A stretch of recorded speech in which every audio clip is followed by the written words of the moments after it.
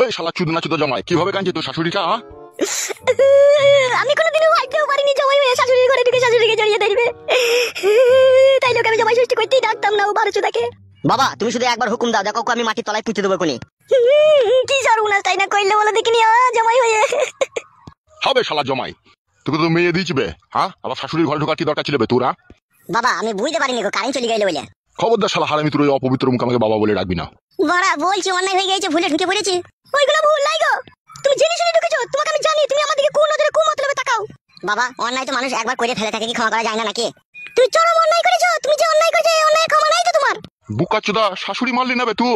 শাশুড়ি মায়ের মতো হয়ে যাবে, তুই তার ঘরে কি করে ঢুকলি বে শালা? বলছি তো বাবা বানালে কারেন্ট ছিল না, ওরা অন্ধকার, আমি চলে গেলাম আমার ঘর মনে করে ওই ঘরে ঢুকে পড়লাম। শালা 5 বছর বিয়ে হয়েছে তোর, তুই তোর নিজের ঘর কোনটা, তোর শাশুড়ির ঘর কোনটা তুই চিনি না লাইবে? ওই রকমই বাবা, ওই রকমই নোংরা, ওই রকমই চরিত্রহীন, মা মাসি মানে না ও। শুনবে, তোর এই শেষ জামাই ষষ্ঠী করতে আসা আমার বাড়িতে, ঠিক আছে? আমার বাড়িটা 3 সীমানা মারাবি না। আজ আমার ষষ্ঠী করতে লেবা না তাইলে? বে এটা তুই জামাই ষষ্ঠী করতে করতে আসবি তুই আমার মায়ের ঘরে কেন ঢুকবি বে? তোরা দুই বাপ বেটা পাগল না ছাগল বে?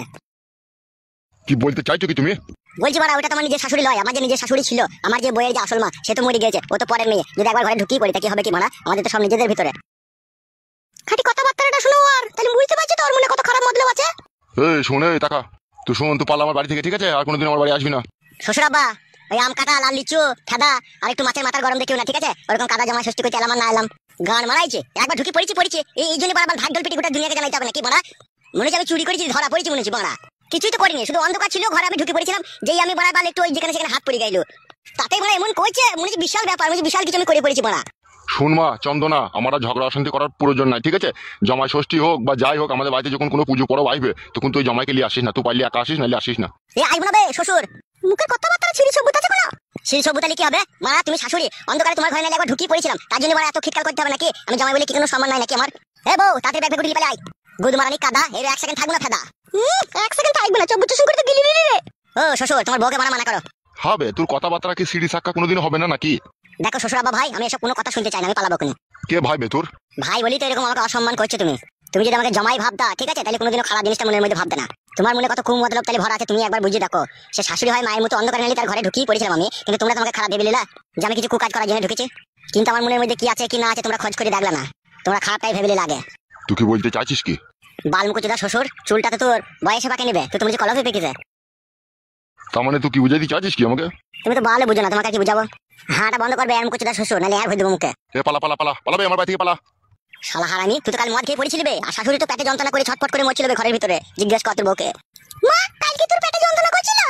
হ্যাঁ রে মা, তোরা যখন ওই বাড়ি গেছিলি তখন পেটে খুব যন্ত্রণা করছিল আমার, আমি ঘুমিয়ে গেছিলাম। কখন যন্ত্রণা করছিল তোমার পেটে? ও শালা মদ খেয়ে পড়ে থাকবে, তাহলে জানতে পারবি। 2 ঘন্টা বিছানে কদরাই ছিল, যন্ত্রণায় ছটফট করছিল, আমি না থাকতে পেরে আমি দোকান থেকে ওষুধ আনতে গেছিলাম। আমি ঘরে ঢুকে যাহা ওষুধটা দিতে যাবো, শাশুড়ি তখন চিল্লিয়ে মাত করে দিল, আসল কথাটা জানলো না, জামাই কিসের জন্য এলো না আইলো, দিয়ে খারাপ ভেবে নিল আমাকে। সত্যি করে বলছো তুমি? এটা কি ওষুধ তো বানা এটা? চিত্তে মারা এটা, তাহলে আবার গান মারাইছো? আগে না বুঝে না শুনে আগে আমার উপরে ইজাব লাগিয়ে দিলা। শাশুড়ি ঘরে ঢুকলাম, শাশুড়ি ঘরে কেন ঢুকলাম কি না ঢুকলাম, কুমদলবে ঢুকলাম নাকি সুমদলবে ঢুকলাম সেটা জানতে হবে না? তো বললো বাপ জামাই শোনা আমার, আমাকে ওষুধ দিতে এসেছিল, আমি বুঝতে পারিনি বাপ। তুমি যে নোংরা, তুমি যে চরিত্রহীন, তুমি নিজে খারাপ বলে সবাইকে খারাপ ভাবো। হ্যালো এই মাং মারানি মাগি, তোর যে পেটে যন্ত্রণা করছিল, তোকে যে জামাই ঘরের ভিতরে ওষুধ দিতে ছিল, তুই সেই কথাটা না বলে তুই এরকম কথা বলছিস কেন? তো আমাকে বলতে হবে তো ঘরে ঢুকে যে মা আমি তোমার লাগি ওষুধ এনেছি। ওই যে হামড়া কামড়ি কইছি ঘরে ঢুকে, আমি মনে করলাম হয়তো কোনো খারাপ মতলব আছে ওর।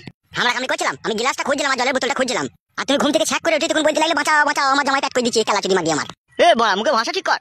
তোদের সাথে আবার কিসে ভাষা ঠিক করে বলবো? তোরা তো যা করা করিয়ে দিলিবে। ঠিক আছে, কোনো কথা বাদ দাও, ভুল হয়ে গেছে, তখন আর কি করা যাবে? তুমিও সত্যি ভেবে নিলা, আমার মন বলছে তুমি ইয়াং অবস্থায় তুমিও শাশুড়ির সাথে